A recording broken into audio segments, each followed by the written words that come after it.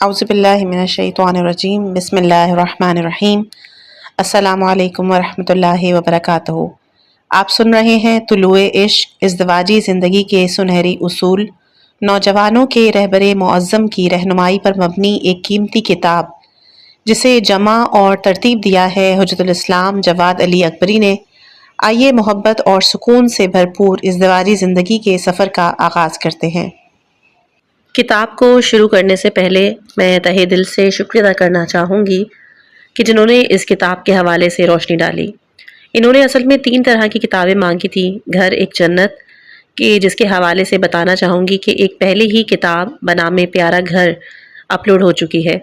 इसी तरह इंसान के कमाल में इखलाक का किरदार, अभी रिसेंटली मैंने किताब शाया की थी ज़िंदगी अखलाक के साए में, आप इसको मुलाहिज़ा कर सकते हैं। इसके अलावा गुनाहान कबीरा, जामिअतुस सादात, बहुत सी और किताबें भी मौजूद हैं। अलबत्ता शादी के मसाइल और हुकूक़े ज़ौजैन के हवाले से जो सबसे पहली किताब मेरे दिमाग में आई वो थी तुलुए इश्क कि जिसके मुसन्निफ़ रहबर मुअज़्ज़म सैयद अली ख़ामनाई हैं। इज़्दिवाजी सफ़र शुरू करने वाले नौजवान के लिए आपकी नसीहतें। शुरू करते हैं किताब को बिस्मिल्लाहिर्रहमानिर्रहीम। आपकी इज़्दिवाजी ज़िंदगी के आगाज़ पर कि जो आपके जिस्म जान किस्मतों सरनविश्त का मिलाप है। सिद्क़े दिल से आप तमाम बेटे और बेटियों को हदिया तबरीक पेश करता हूँ। मैं आपको यही सिफारिश करूँगा कि एक दूसरे से मोहब्बत कीजिए, उनसे वफ़ादार रहिए, ख़ुद को एक दूसरे की सरनविश्त में शरीक जाने, मुश्तरका ज़िंदगी में एक दूसरे से उलझने से परहेज़ करें, छोटी और बेअहमियत गलतियों को नज़रअंदाज करें। खुदावंद आलम आपको खुशबख्ती, शीरी ज़िंदगी और रूहानी इर्तिक़ा अता फ़रमाए। मोहब्बत से लबरेज़ आपके घर को तंदुरुस्त और साले औलाद के वजूद से गर्मी बख्शे इंशाअल्लाह। सैयद अली ख़ामनाई। कायनात के सबसे बेहतरीन और कामिल तरीन नौजवानों अली अलैहिस्सलाम, फ़ातिमा सलामुल्लाह अलैहा के नाम के जिनकी 9 साला इज़्दिवाजी ज़िंदगी हम सब के लिए ता क़यामत मशअल राह। इस किताब का मुक़दमा है, इंतज़ार का सख्त आज़मा सफ़र अपने इख्तिताम को है। 2 खुशहाल और चमकते दमकते चेहरों के आमने सामने होने और रुख़ ज़ीबा से निक़ाब उलटने जाने के साथ ये शीरीं इंतज़ार अपने वसल में तब्दील हो जाएगा और यूं 2 धड़कते हुए दिलों को अपनी अपनी हकीकी ज़िंदगी के ख्वाबों की ताबीर नसीब होगी। मोमिन और नूरानी नौजवान लड़के और लड़कियां इस खुदाई और आसमानी रिश्ता इज़्दिवाज की दहलीज पर खड़े हैं। ये एक ऐसा रिश्ता है कि जिसमें मुंसलिक होकर वो एक जान 2 कालिब हो जाएंगे और ये एक ऐसी मजबूत गिरा है कि जो 2 तकदीरों को एक साथ ज़िंदगी के सफ़र पर ला खड़ा करेगी। मिलन और बंधन की इस महफिल में एक तरफ अपने एहसासात व निशात से भरपूर, इफ़्फ़त व हया की चादर में लिपटी हुई, नाज़ो सुरूर और मोहब्बत से सरशार और अपनी आरज़ुओं के साथ ज़िंदगी के नए सफ़र, नए रास्ते पर नज़रें जमाए दुल्हनें मौजूद हैं, तो दूसरी जानिब उम्मीद व शौक़ और मुसम्मम इरादों के मालिक, इश्क से लबरेज़ ज़िंदगी के नशेबो फराज वाली इस नई और तवील राह पर अपनी मंजिल की जानिब खौफ व इज़्तिराब के साथ नज़रें जमाए हुए दूल्हा खड़े हैं। तो तीसरी जानिब खुशी और मुसर्रत में डूबे हुए वालिदैन के जिनकी आंखों में खुशी के आंसू उनकी मोहब्बत और शफ़क़त के भरपूर एहसासात की अक्कासी कर रहे हैं कि जो अपने बूस्ताने हयात के गुलों के मिलाप के मुंतज़िर हैं। सबकी नज़रें उस आने वाले के रास्ते की जानिब लगी हुई है कि जो अपने आसमानी कलाम के ज़रिए इश्क व मोहब्बत में फ़रीफ्ता और मंजूब दूल्हा और दुल्हनों के दिलों को हमेशा के लिए आपस में मिला देगा। ये कितना रोशन नूरानी मुआहिदा ज़िंदगी है कि जहाँ फ़रमाने इलाही का इजरा होगा और ज़ीबाई और ख़ूबसूरती के खालिक की सबसे ज़्यादा खूबसूरत निशानी सबके सामने ज़हूर करेगी। ये सब सुन्नत नबवी और सीरह अलवी के साथ हम आहंग हैं। ख़ानदान नबूवत की मुअद्दब से लबरेज़ दिल विलादतों खुशियों के इन अय्याम में अपनी फ़लाह और सआदत के लिए एक दूसरे के साथ अहदो पैमान के रिश्ते में मुंसलिक होते हैं और यूं ये 2 आशिक कबूतर पर से पर मिलाए बहिश्ते बरी और क़दास तो पाकीज़गी के बुलंद आशियाने के लिए अपनी परवाज़ का आगाज़ करते हैं। शरीयत मोहम्मदी में इज़्दिवाज या शादी को बहुत सहल और आसान बनाया गया है, जबकि अक़्द या निकाह में भी किसी किस्म की सख्ती नहीं रखी। दूल्हा और दुल्हन शराइत का ख्याल रखते हुए खुद भी अपना निकाह पढ़ सकते हैं, लेकिन सबकी ख्वाहिश यही होती है कि इन 2 दिलों 2 ख़ानदानों के मिलाप زندگی میں برکت کے نزول اور اچھے شگون کے لیے کتنا ہی اچھا ہو کہ اس مرحلے کو کسی ایسے شخص کے ہاتھوں میں سونپیں کہ جو آداب شریعت سے بھی آگاہ ہو اور پاک و پاکیزہ روح، نیک صفات کا مالک بھی، تاکہ اس کے پاکیزہ وجود کی برکت رشتہ ازدواج میں منسلک ہونے والوں کے چراغ عشق کو پہلے سے زیادہ روشن کر دے، ان کی محبت و دلگرمی کو پہلے کی نسبت اور زیادہ گرما دے اور اس کے وجود کی مٹھاس ان کی نئی زندگی میں مزید شیرینی گھولے۔ اس سے بڑھ کر کیا سعادت ہوگی کہ زندگی کی اس مشترکہ جدوجہد کی بنیاد رکھنے والا، زمانے کا ولی فقیہ، اہل ایمان کے دلوں کا محبوب اور نائب امام زمانہ عجل اللہ فرجہ الشریف ہو۔ ایک محترم شخصیت دولہا اور دلہنوں کی کثیر تعداد کے سامنے کھڑی ہوتی ہے، تمام نکاح نامے اس کے ہاتھ میں ہیں، وہ ایک ایک کر کے تمام دولہا دلہنوں کا نام پکارتا اور انہیں لازمی ہدایت دیتا ہے۔ تمام نکاح ناموں میں مشترکہ چیز مہر کا ایک ہونا ہے، یعنی صرف 14 سکے۔ البتہ بہت سے دولہاؤں نے ان کے ساتھ ساتھ حج، مکہ مدینہ کی زیارتیں اور اتباعت عالیات کے سفر یا اپنے اپنے شوق و ذوق کے مطابق بہت سے دوسرے معنوی اور روحانی تحفوں کا بھی انتظام کیا۔ یہ ہے اس محفل میں آنے کی شرط، وہ اپنی ہدایت کو جاری رکھتا ہے۔ آغا دلہنوں کی جانب سے وکیل ہیں، جبکہ جناب محمد کلپائیگانی دولہاؤں کی طرف سے اپنی وکالت کے فرائض انجام دیں گے۔ یہ وہ مقام ہے کہ جہاں دلہنیں خدا کی ادا کردہ نعمت کے لیے کرامت و بزرگی اور سرفرازی کا احساس کرتی ہیں، دل ہی دل میں دولہاؤں پر اپنی برتری جتاتی ہیں۔ دولہا حضرات تھوڑے سے دیر کے لیے افسردہ تو ہوتے ہیں، لیکن فوراً ہی اپنے دل کو اس خیال سے تسلی دیتے ہیں کہ اصل قصہ تو انکحتو یعنی میں نے تمہارا نکاح کیا کا ہے، کہ جسے آغا اپنی زبان مبارک سے ادا کریں گے۔ بس یہیں سے پتہ چل جاتا ہے کہ اس شریکہ حیات کا کتنا خیال رکھنا چاہیے کہ جس کا وکیل نائب امام جیسی شخصیت ہو۔ تمام چیزیں تیار ہیں، ایک بلند آواز محفل پر طاری سکوت کو توڑتی ہے، تو دوسری جانب شوق وصل اور عشق میں دھڑکنے والے دلوں کی دھڑکنوں کو اور تیز کر دیتی ہے۔ وصال کا وقت آ گیا اور منزل قریب آتی نظر آ رہی ہے۔ تھوڑی ہی دیر کے بعد امام بارگاہ کے وسیع و عریض ہال کے کونے میں بنے ہوئے دروازے کے پردے کو ہٹایا جاتا ہے۔ امام زمانہ عجل اللہ فرجہ الشریف کے نائب کا چہرہ پر نور اپنی تمام نورانیت، خوبصورتی، جذابیت، مخصوص مسکراہٹ کے ساتھ نمودار ہوتا ہے۔ خورشید ولایت کے ظہور پر حاضرین کے لبوں پر صلوات کے نغمے، جاوید کی گونج، آنکھوں سے اشک شوق کا جاری، دراصل سینوں میں دھڑکنے والے ان مجذوب فریفتہ دلوں کا پتہ دے رہا ہے کہ جو شکر گزاری اور سپاس کے جذبات کے ساتھ اپنی زندگی کے شیریں لمحات کا جشن منا رہے ہیں۔ آغا اپنی مہربان آنکھوں سے حاضرین کو سیراب کرتے ہیں اور سب کو خوش آمدید کہتے ہیں۔ ایران میں آج کل رسم ہے کہ مہر کو سونے کے سکوں کی شکل میں رکھا جاتا ہے۔ ہر سونے کا سکہ بہار آزادی آج کل تقریباً پاکستانی 7,500 روپے کا ہے۔ ان محافل کی رسم کے مطابق ابتدا میں رہبر عالم قدر اپنے پدرانہ مشفقانہ انداز میں چند مختصر مگر پرمعنی جملے، حکمتوں سے لبریز قیمتی گوہر اور درس زندگی کے قیمتی نکات کو خوش بختی کے راستے پر قدم اٹھانے والوں کی نظر کرتے ہیں۔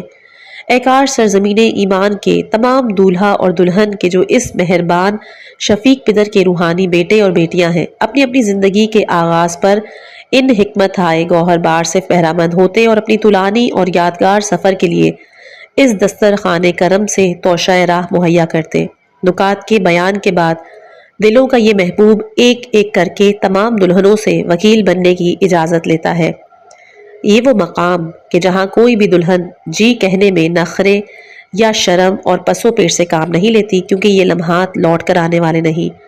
آغا چند دلہنوں سے اجازت لینے کے بعد باری آنے والی دلہن کا نام لیتے ہیں، مہر کی رقم، نکاح نامے میں موجود دیگر شرائط کے بیان کے ساتھ اس سے وکالت کی اجازت طلب کرتے ہیں۔ دوسری دلہنوں کی طرح جلدی جلدی جی کہنے کے بجائے یہ والی دلہن چپ رہتی ہے۔ حاضرین حیرت میں ڈوب جاتے ہیں۔ آغا تھوڑی دیر صبر کرتے ہیں، اگر آپ نے مجھے اپنا وکیل نہیں بنایا تو میں آگے بڑھ جاؤں؟ تب دلہن فرتے جذبات سے گلے میں لگے پھندے کو دور کرتے ہوئے لب کھولتی ہے۔ آغا ایک شرط ہے۔ حاضرین اور تعجب کرتے ہیں۔ میری بیٹی کیا شرط ہے؟ دلہن نے پہلے سے زیادہ پر اعتماد لہجے میں کہا، اس شرط پر آپ کو اپنا ولی بناتی ہوں کہ آپ روز قیامت میری اور میرے والد کی شفاعت کریں گے۔ حاضرین میں سے کوئی با آواز بلند کہتا ہے، آغا یہ سپاہ اسلام کے عظیم جنرل شہید کی دختر ہیں۔ حاضرین منقلب ہو جاتے ہیں۔ آغا متواضع لہجے میں فرماتے ہیں کہ میری بیٹی یہ تمہارے شہید والد ہیں کہ جو ہم سب کی شفاعت کریں گے۔ اسلام اور حضرت زہرا سلام اللہ علیہا کے ان انصاروں کے ذکر سے محفل میں دوسرے مانوی رنگ پھیل جاتے ہیں، اور آغا کے بعد محمدی صاحب نے بھی دولہاؤں سے وکالت لی اور اب صیغہ عقد یا نکاح پڑھانے کے لیے تمام چیزیں تیار ہیں۔ پہلی بات، ازدواج یا شادی، ناموس فطرت اور قانون بشریت۔ اب آسمانی ملاپ کا وہ پرسکون لمحہ نزدیک آ پہنچا ہے۔ دو ہم سفر نوجوان خداوند عالم کی مرضی اور رضا کے مطابق چاہتے ہیں کہ ایک دوسرے کے ہاتھ میں ہاتھ دے کر زندگی کے راستے پر قدم اٹھائیں، اپنے بلند اور بالا اہداف کی طرف حرکت کریں۔ یہ کیسا مضبوط اور اہم عہد و پیمان ہے۔ انسان کے طبع اور جبلت اپنے جوڑے کی متلاشی ہے، جبکہ جان و دل میں موزن یہ دریائے پرتلاطم صرف ہمسر اور ہم رتبہ ہم پلہ ہی سے ساکن ہو سکتا ہے۔ بے قرار روح اس کے بغیر پھیکے پن اور خلا کا احساس کرتی ہے۔ خدا بھی ان میں سے ہر ایک کو دوسرے کے بغیر پسندیدہ نگاہوں سے نہیں دیکھتا ہے، جبکہ پیغمبر اکرم صلی اللہ علیہ وآلہ وسلم نے شادی کو اپنی سنت، رضائے الہی تک پہنچنے کی راہ اور نصف دین کو محفوظ کرنے کا وسیلہ قرار دیا۔ رشتہ ازدواج میں منسلک ہونے والے یہ دونوں نوجوان زندگی کے اس معاہدے کے متعلق زیادہ جاننا چاہتے ہیں تاکہ وہ علم اور آگاہی کے ساتھ قبول ہے کہہ سکیں، لہٰذا اس سید کی باتوں کو سننا کس قدر شیریں ہے۔ زندگی کا ہدف۔ زندگی ایک طولانی سفر ہے جس میں مختلف منزلیں ہیں، لیکن اس کا ایک بلند اور بالا ہدف بھی ہے۔ زندگی میں انسان کا ہدف یہ ہونا چاہیے کہ وہ اپنے اور دیگر موجودات عالم کے وجود کو اپنے مانوی کمال کے لیے استعمال کریں۔ حقیقت تو یہ ہے کہ ہم اس دنیا کے لیے خلق نہیں ہوئے، ہم نے دنیا میں اس حالت میں قدم رکھا کہ ہمیں اس میں آنے کا کوئی اختیار نہیں تھا۔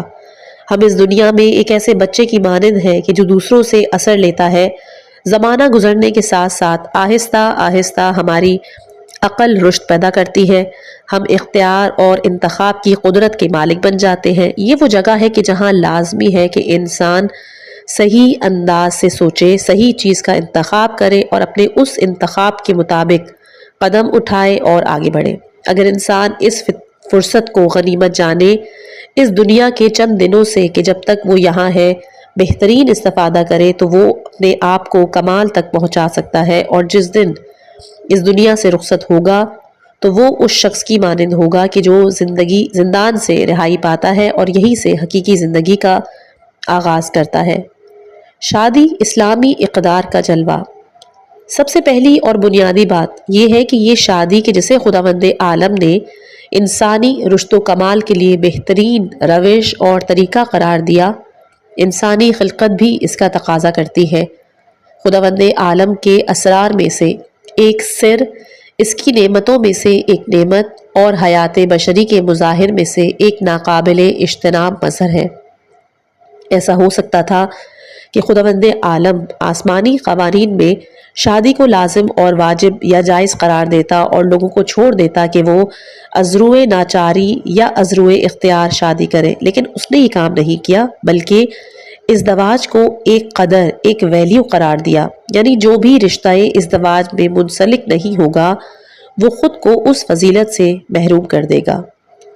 خداوند عالم کا اسرار۔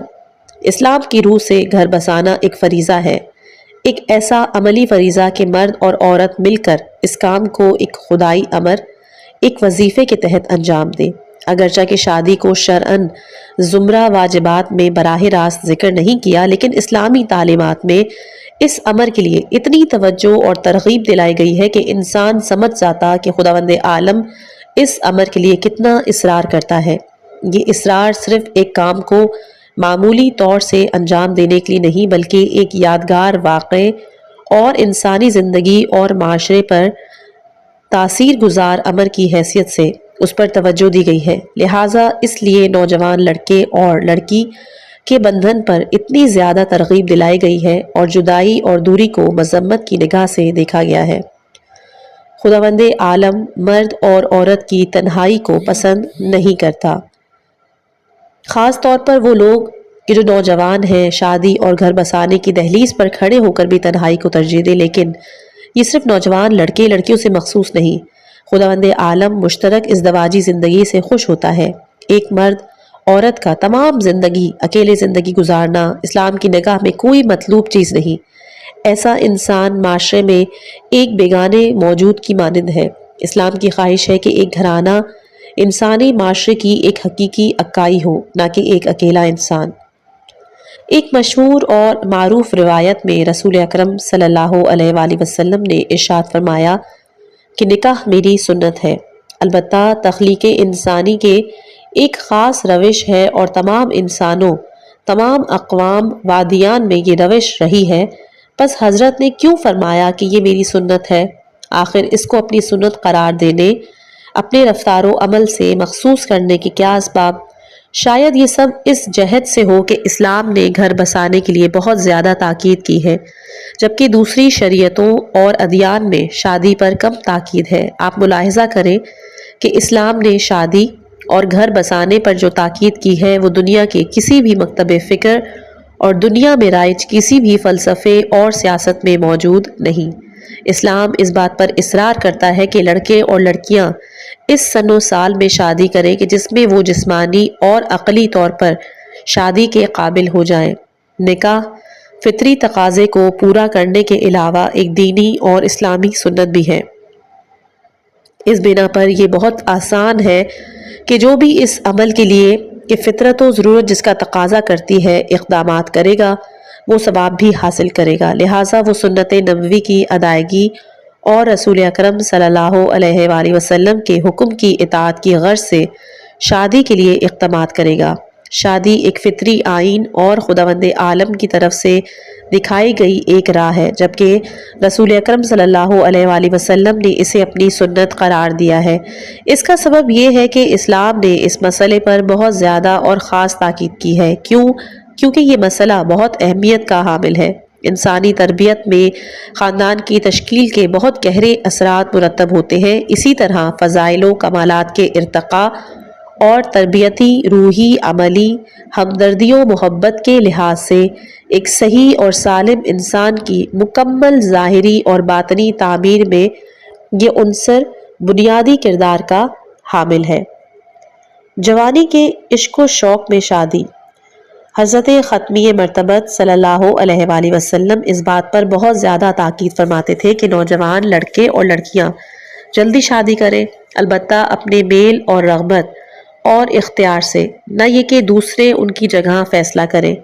ہمیں چاہیے کہ اپنے معاشرے میں اس بات کو رواج دیں، نوجوانوں کو مناسب سن و سال میں کہ جب اس کی نوجوانی کے بہار اپنے عروج پر ہو، عشق و شوق کی اس جوش و گرمی کے ساتھ شادی کرنی چاہیے۔ یہ بات بہت سے افراد کے نظریات اور خیالات کے برخلاف ہے کہ جو یہ خیال کرتے ہیں کہ جوانی کے زمانے کی شادی دراصل وقت سے پہلے کھلنے والا پھول ہے کہ جو جلد ہی مرجھا جاتا ہے، لیکن حقیقت اس کے بالکل برعکس ہے۔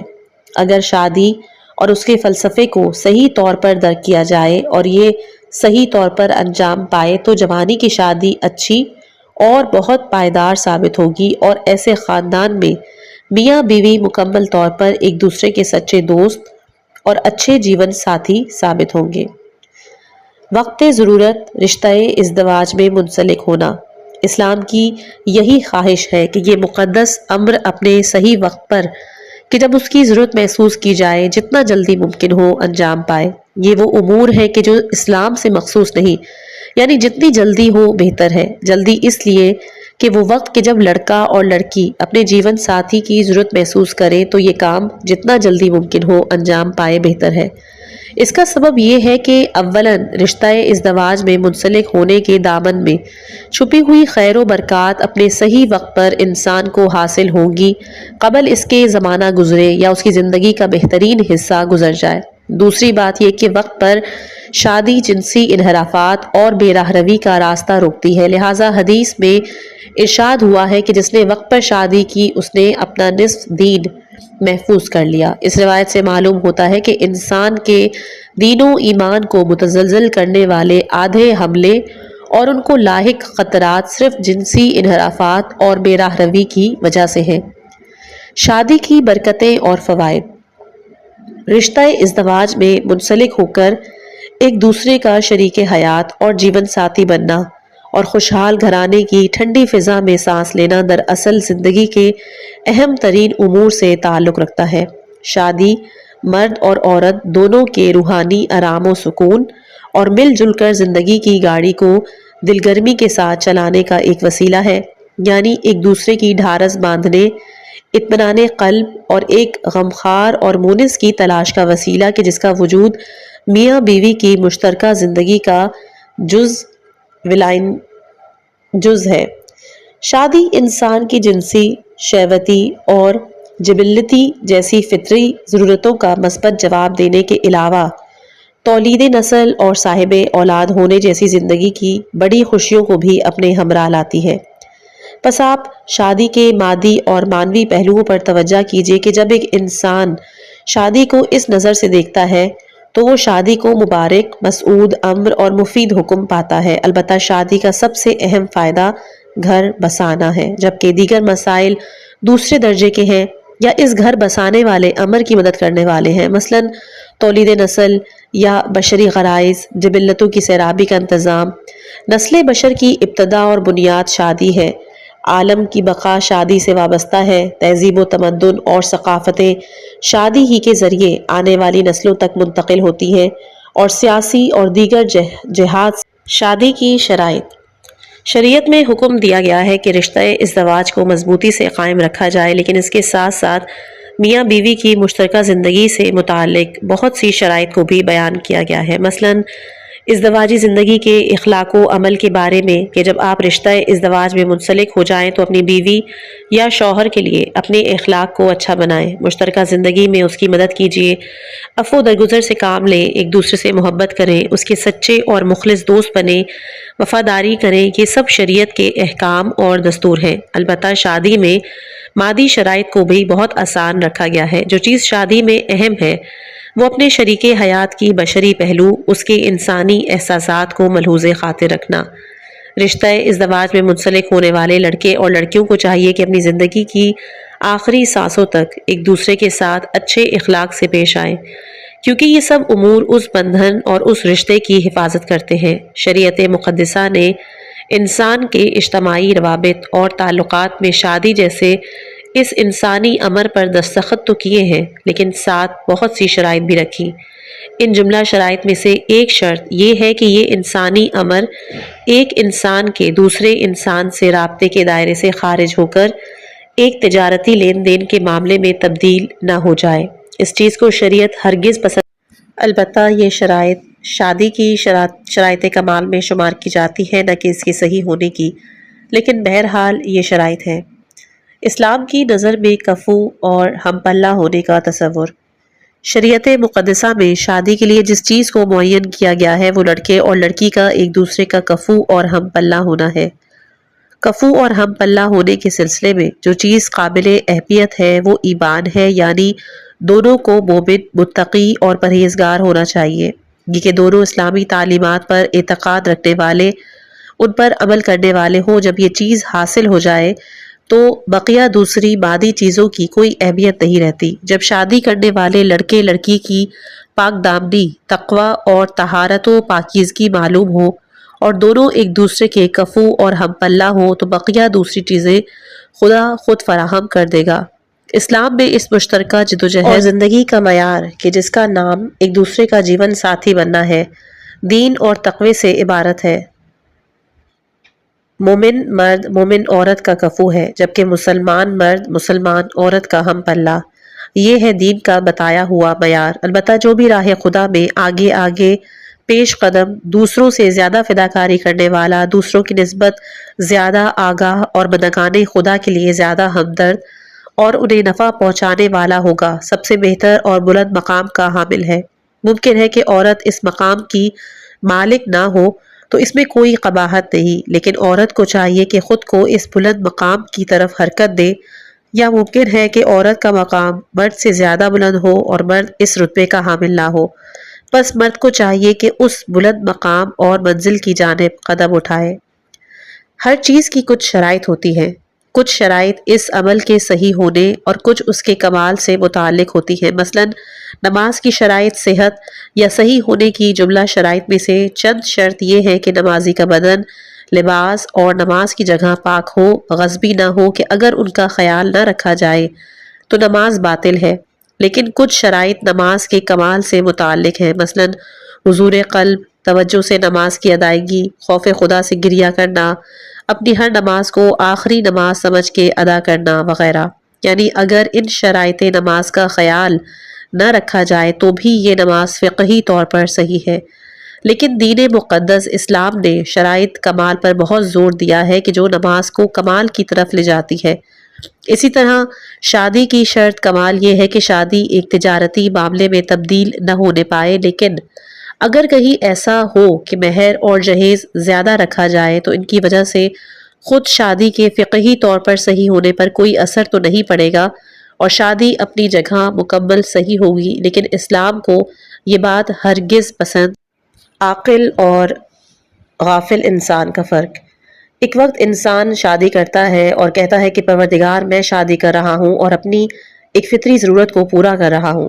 ممکن ہے کہ اس کی طبیعت اور مزاج ہی اس طرح کا ہو کہ وہ خدا کا شکر کرے، اگرچہ کہ وہ اپنی زبان سے یہ جملے ادا نہ کرے یا ذہن میں بھی نہ لے کر آئے، لیکن توجہ رہے کہ انسان کی فطری ضرورت صرف اس کی جنسی خواہش کو ہی پورا نہیں کرتی، بلکہ مرد عورت دونوں رشتہ ازدواج میں منسلک ہو کر اپنی مشترک زندگی کا آغاز کرتے ہیں، اپنا گھر بساتے اور اپنے چھوٹے سے خاندان کو وجود میں لے کر آتے ہیں۔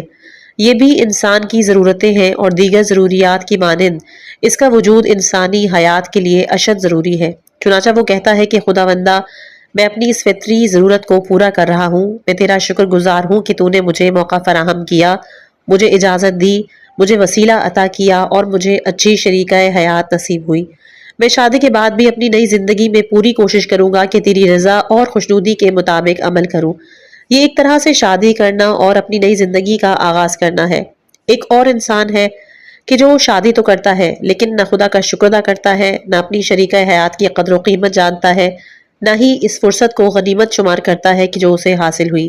یہ آدمی مست غافل انسان کی مانند ہے۔ اگر ایسی زندگی کو دوام بھی حاصل ہو جائے تو بھی یہ کبھی شیریں نہیں ہو سکے گی اور نہ ہی اس میں ایک دوسرے کی نسبت اپنی ذمہ داریوں کا خیال رکھا جائے گا۔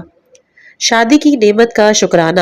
آپ کو چاہیے کہ زندگی کے اس مرحلے کو کہ جب آپ اپنی ازدواجی زندگی کا آغاز کرتے ہیں، اپنے گھرانے کی بنیادیں مضبوطی سے رکھتے ہیں، خداوند عالم کی عظیم نعمتوں میں سے ایک نعمت تصور کریں اور اس کا شکرانہ بجا لائیں۔ ہمارے پاس جو کچھ ہے وہ خدا کا دیا ہوا ہے، لیکن اس نعمت کی طرف توجہ اور نعمت دینے والی ذات کی یاد آوری بہت اہمیت کی حامل ہے۔ بہت سی ایسی نعمتیں ہیں کہ جن کی طرف انسان توجہ بھی نہیں کرتا۔ بہت سے لوگ ہیں کہ جو شادی کرتے ہیں، بہت سی خوبیوں کے مالک بن جاتے ہیں، اچھی شیریں زندگی انہیں نصیب ہوتی ہے، بہترین زندگی گزارتے ہیں، لیکن اس بات کی طرف بالکل متوجہ نہیں ہوتے کہ یہ کتنی عظیم نعمت ہے، انہیں اپنی قسمت مستقبل کو اچھا بنانے والا کتنا اہم موقع نصیب ہوا ہے۔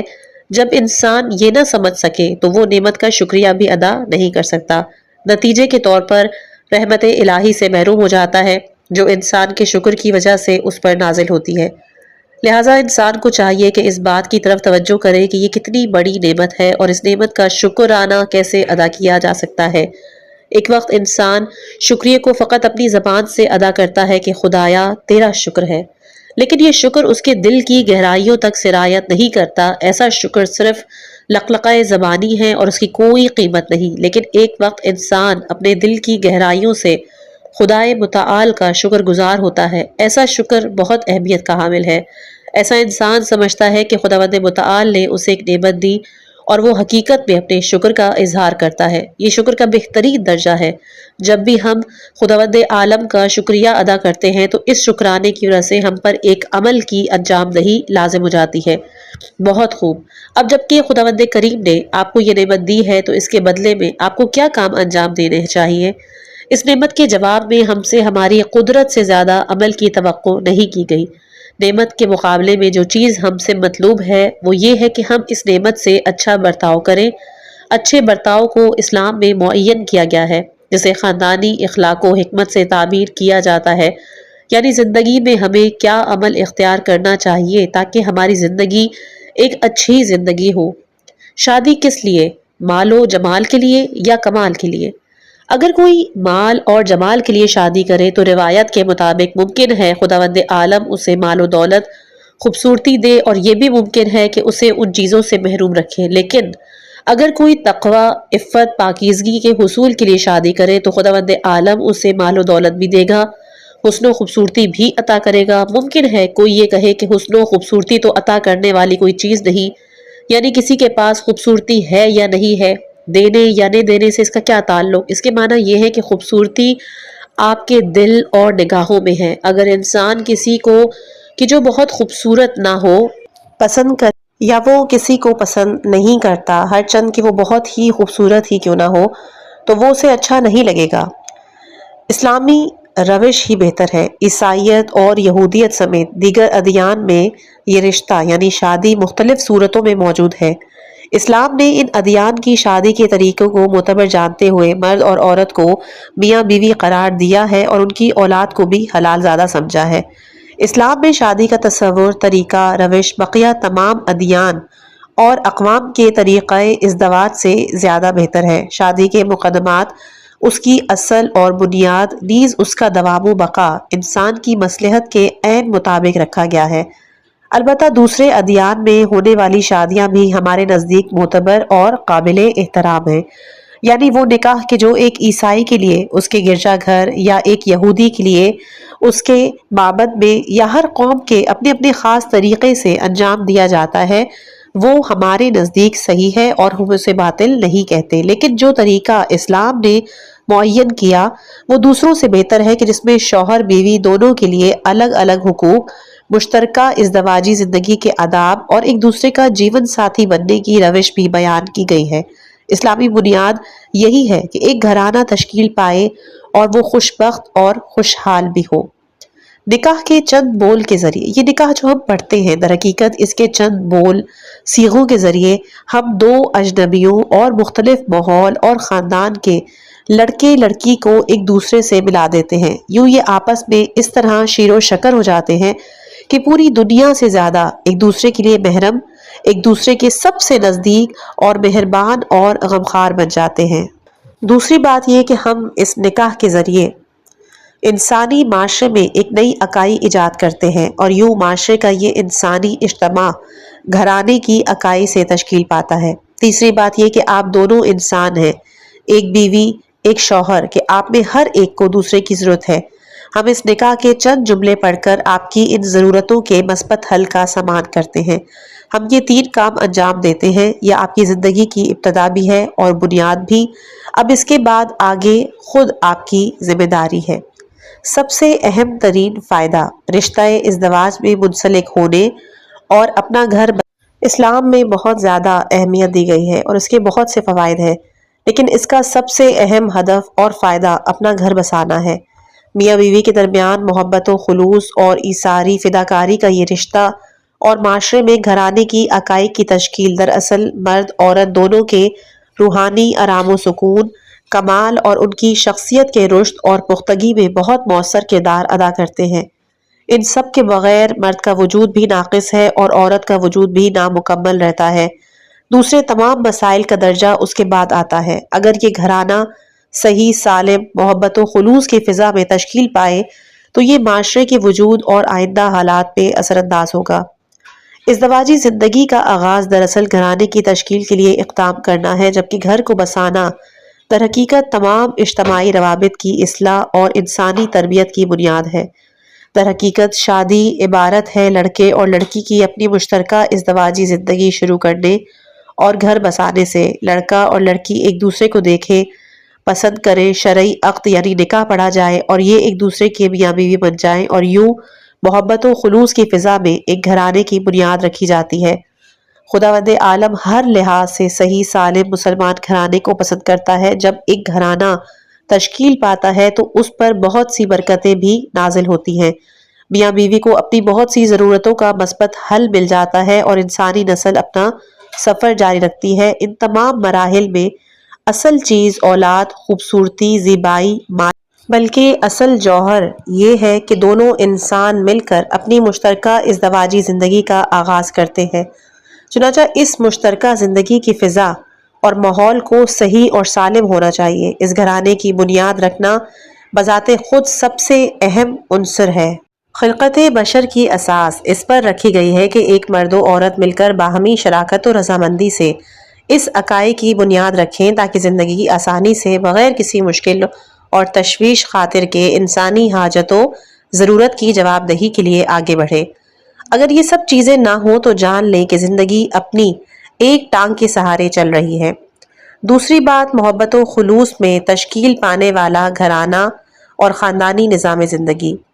اب ہمارے بہترین اور عزیز ترین لڑکے لڑکیاں جان گئے ہیں کہ رشتہ ازدواج میں منسلک ہونے اور مقدس بندھن کا سب سے بہترین نتیجہ اور اصل ہدف گھرانے کی بنیاد رکھنا ہے۔ آج کے زمانے میں سب ہی گھرانے کے متعلق باتیں کرتے ہیں، سبھی کو اس بارے میں تشویق لاحق ہے۔ معاشرتی تاریخی علوم کے ماہرین کسی بھی معاشرے کی سب سے پہلی بنیادی ترین شکل گھرانے کو قرار دیتے ہیں۔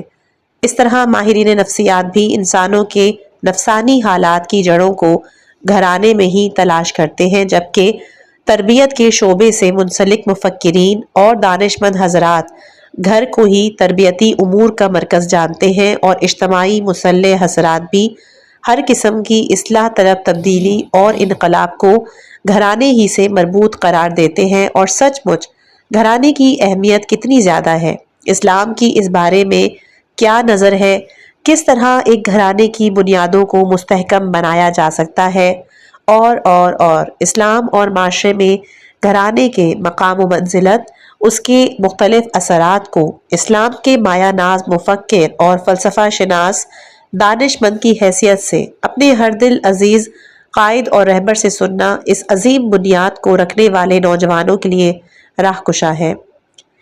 گھرانہ کلمہ طیبہ کی مانند ہے، اور کلمہ طیبہ کی خاصیت یہ ہے کہ جب یہ وجود میں آتا ہے تو مسلسل اس کے وجود سے خیر و برکت اور نیکی ہی ملتی رہتی ہے، اور وہ اپنے اطراف کی چیزوں میں نفوذ کرتا رہتا ہے۔ کلمہ طیبہ وہی چیزیں ہیں کہ جنہیں خداوند متعال نے انسان کی فطری ضرورتوں کو مد نظر رکھتے ہوئے اس کی صحیح بنیادوں کے ساتھ اسے تحفہ دیا ہے۔ یہ سب کلمہ طیبہ ہیں، خواہ وہ معنویات ہوں یا مادیات۔ جس طرح ایک انسان بدن کے اکائی، سیل یا خلیے سے تشکیل پاتا ہے، ان خلیوں کی نابودی، خرابی، بیماری خود بخود اور فطری طور پر بدن کی بیماری پر اختتام پذیر ہوتی ہے۔ اگر ان اکائیوں، ان خلیوں میں پلنے والی بیماری بڑھ جائے تو خطرناک شکل میں بڑھ کر پورے انسانی بدن کے لیے خطرے کا باعث بن سکتی ہے۔ اسی طرح انسانی معاشرہ بھی اکائیوں سے مل کر بنا ہے جنہیں ہم گھرانہ کہتے ہیں۔ ہر گھر اور گھرانہ انسان کے معاشرتی بدن کی اکائی ہے۔ جب یہ صحیح سالم ہوں گے، صحیح اور اچھا عمل انجام دیں گے تو معاشرے کا بدن بھی یقیناً صحیح اور سالم ہوگا۔ اچھا گھرانہ اور اچھا معاشرہ۔ اگر کسی معاشرے میں ایک گھرانے کی بنیادیں مستحکم ہو جائیں، میاں بیوی ایک دوسرے کے حقوق کا خیال رکھیں، آپس میں خوش رفتاری، اچھے اخلاق، باہمی تعاون سے پیش آئیں، مل کر مشکلات کو حل کریں، اپنے بچوں کی اچھی تربیت کریں، تو وہ معاشرہ بہتر صورتحال اور نجات سے ہمکنار ہو جائے گا۔ اگر معاشرے میں کوئی مسلح موجود ہو تو وہ ایسے معاشروں کی بآسانی اصلاح کر سکتا ہے، لیکن اگر صحیح اور سالم اچھے گھرانے ہی معاشرے میں موجود نہ ہو تو کتنے ہی بڑے مسلح کیوں نہ آ جائیں، وہ بھی معاشرے کی اصلاح نہیں کر سکتے۔ سورہ ابراہیم کی آیت نمبر 24 کی طرف اشارہ ہے کہ ارشاد رب العزت ہے، اللہ تعالیٰ نے کلمہ طیبہ کی مثال پیش کی ہے جیسے ایک شجر طیبہ کہ جس کی جڑیں زمین میں مستحکم ہوں اور شاخیں آسمان میں پھیلی ہوئی ہوں اور اپنے رب کے حکم سے اپنا پھل بھی لے کر آتا ہے۔ ہر وہ ملک کہ جس میں گھرانے کی بنیاد مضبوط ہو، اس ملک کی بہت سی مشکلات، خصوصاً معنوی اور اخلاقی مشکلات، اس مستحکم، صحیح اور سالم گھرانے کی برکت سے دور ہو جائیں گی یا سرے ہی سے وجود میں نہیں آئیں گی۔ یہ بندھن، ملاپ اور زندگی کا نیا روپ دراصل خداوند عالم کی بڑی نعمتوں میں سے ایک نعمت، اس کے اسرار خلقت میں سے یکسر ہے۔ اسی طرح معاشروں کی صحت و سلامتی، اصلاح و بہتری نیز ان کے بقا اور دوام کا دار و مدار اسی ازدواج زندگی پر ہے۔ اگر ایک گھرانہ صحیح صورت میں تشکیل پائے، منطقی، عقلی، اخلاقی اصول دونوں میاں و بیوی پر حاکم ہو اور وہ گھر خدا اور شریعت مقدسہ کے معین شدہ اصولوں کے مطابق چلے تو یہ گھرانہ اصلاح معاشرہ کی بنیاد قرار پائے گا۔ نیز اس معاشرے کے تمام افراد کی سعادت کی بنیاد بھی یہی گھر بنے گا۔ گھر کو بسانا دراصل انسان کی اجتماعی ضرورت ہے، چنانچہ اگر کسی معاشرے میں گھرانے صحیح اور سالم اور مستحکم ہو، حالات زمانہ ان کے پائے ثبات میں لغزش پیدا نہ کرے، وہ مختلف قسم کے اجتماعی آفات سے محفوظ ہو، ایسا معاشرہ اچھی طرح اصلاح پا سکتا ہے، اس کے باشندے فکری رشد پا سکتے ہیں، وہ روحانی لحاظ سے مکمل طور پر صحیح اور سالم ہوں گے، ممکن ہے کہ وہ نفسیاتی بیماریوں سے بھی دور ہو۔ اچھے گھرانوں سے محروم معاشرہ ایک پریشان، غیر مطمئن، زبوں حالی کا شکار معاشرہ ہے، اور ایک ایسا معاشرہ کہ جس میں ثقافتی، فکری، عقائدی ورثہ آنے والی نسلوں تک بآسانی منتقل نہیں ہو سکتا۔ ایسے معاشرے میں انسانی تربیت کے بلند مقاصد آسانی سے حاصل نہیں ہو پاتے۔ اس میں صحیح سالم گھرانوں کا فقدان ہوتا ہے یا ان کی بنیادیں متزلزل ہوتی ہیں۔ ایسے معاشروں میں انسان اچھے تربیتی مراکز اور پرورش گاہوں میں بھی اچھی پرورش نہیں پا سکتے۔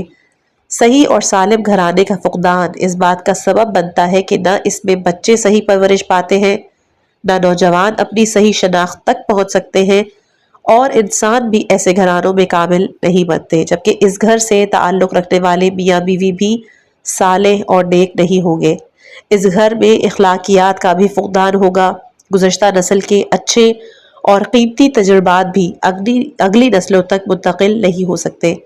جب ایک معاشرے میں اچھا گھرانہ موجود نہ ہو تو جان لیجئے کہ اس معاشرے میں ایمان اور دینداری کو وجود میں لانے والا کوئی مرکز موجود نہیں ہے۔ ایسے معاشرے کے جن میں گھرانوں کی بنیادیں کمزور ہیں، جن میں اچھے گھرانے سرے سے ہی وجود نہیں رکھتے یا کم ہے، یا اگر ہے تو ان کی بنیادیں متزلزل ہیں، تو وہ فنا اور نابودی کے دہانے پر کھڑے ہیں۔ ایسے معاشروں میں نفسیاتی الجھنوں، بیماریوں کے اعداد و شمار ان معاشروں سے زیادہ ہے کہ جن میں اچھے اور مستحکم گھرانے موجود ہیں۔ مرد و عورت گھرانے جیسے ایک مضبوط مرکز سے متصل ہیں۔ انسانی معاشرے میں گھرانہ بہت اہمیت اور قدر و قیمت کا حامل ہے۔ آنے والی نسلوں کی تربیت معنوی، فکری، نفسیاتی لحاظ سے صحیح اور سالم انسان کی پرورش کے لیے گھرانے کے فوائد تک نہ کوئی پہنچ سکتا ہے، اور تعلیم و تربیت کے میدان میں نہ ہی کوئی چیز بھی گھر اور گھرانے کی جگہ لے سکتی ہے۔ جب خاندانی نظام زندگی بہتر انداز میں موجود ہو تو ان کروڑوں انسانوں میں سے ہر ایک کے لیے دیکھ بھال کرنے والے والدین جیسے دو شفیق وجود ہمیشہ ان کے ہمراہ ہوں گے، جن کا کوئی بھی نیب البدل نہیں ہو سکتا۔ گھرانہ ایک امن امان کی وادی، محبت پرفضا ماحول کا نام کہ جس میں بچے، والدین اس پرامن ماحول اور قابل اعتماد فضا میں اپنی روحی، فکری، ذہنی صلاحیتوں کو بہتر انداز میں محفوظ رکھتے ہوئے ان کی پرورش اور رشد کا انتظام کر سکتے ہیں۔ لیکن جب خاندانی نظام ہی کی بنیادیں کمزور پڑ جائیں تو آنے والی نسلیں غیر محفوظ ہو جاتی ہیں۔ انسان تربیت، ہدایت، کمال و ترقی کے لیے خلق کیا گیا ہے۔ یہ سب اہداف صرف ایک پرامن ماحول میں ہی حاصل کیے جا سکتے ہیں۔ ایسا ماحول کہ جس کی فضا کو کوئی نفسیاتی الجھن آلودہ نہ کرے، ایسا ماحول کہ جس میں انسانی صلاحیتیں اپنے کمال تک پہنچے۔ ان مقاصد کے حصول کے لیے ایسے ماحول کا وجود لازمی ہے کہ جس میں تعلیمات ایک نسل کے بعد دوسری نسل میں منعکس ہو۔ ایک انسان اپنے بچپنے سے ہی صحیح تعلیم، مددگار نفسیاتی ماحول اور دو فطری معلموں یعنی کہ والدین کے زیر سایہ تربیت پائے کہ جو عالم دنیا کے تمام انسانوں سے زیادہ اس پر مہربان ہیں۔ اگر معاشرے میں صحیح خاندانی نظام رائج نہ ہو تو انسانی تربیت کے تمام اقدامات ناکام ہو جائیں گے اور ان کی تمام روحانی ضرورتوں کو مثبت جواب نہیں ملے گا۔ یہی وجہ ہے کہ انسانی تخلیق اور فطرت ایسی ہے کہ جو اچھے گھرانے، صحیح کامل خاندانی نظام کے پرفضا محبت آمیز ماحول اور والدین کی شفقت و محبت کے بغیر صحیح اور کامل تربیت، بے عیب پرورش اور نفسیاتی الجھنوں سے دور اپنی لازمی روحانی نشو و نما تک نہیں پہنچ سکتی۔ انسان اپنی باطنی صلاحیتوں، احساسات و جذبات کے لحاظ سے اس وقت کامل ہو سکتا ہے کہ جب وہ مکمل اور اچھے گھرانے میں تربیت پائے۔ ایک مناسب اور اچھے نظام زندگی کے تحت چلنے والے گھر میں پرورش پانے والے بچوں کے لیے کہا جا سکتا ہے کہ وہ نفسیاتی لحاظ سے صحیح اور سالم، ہمدردی اور مہربانی کے جذبات سے سرشار ہوں گے۔ ایک گھرانے میں 3 قسم کے انسانوں کی اصلاح ہوتی ہے: ایک مرد کہ جو اس گھر کے سرپرست یا والدین ہیں، دوسرے درجے پر خواتین کہ جو ماؤں کا کردار ادا کرتی ہیں، تیسرے مرحلے پر۔ اگلا موضوع ہے اچھے گھرانے کی خوبیاں کہ جو انشاءاللہ آئندہ آنے والی آڈیو میں بیان کی جائے گی۔ اللہ رب العزت ہمیں ان باتوں پر عمل کرنے کی توفیق عطا فرمائے، ہماری زندگیوں کو محبت، رحمت اور برکت سے بھر دے اور ہمارے گھروں کو سکون اور ایمان کا گہوارہ بنائے۔ آمین یا رب العالمین۔ اپنی دعاؤں میں خاص یاد رکھیے گا۔ والسلام علیکم ورحمۃ اللہ وبرکاتہ۔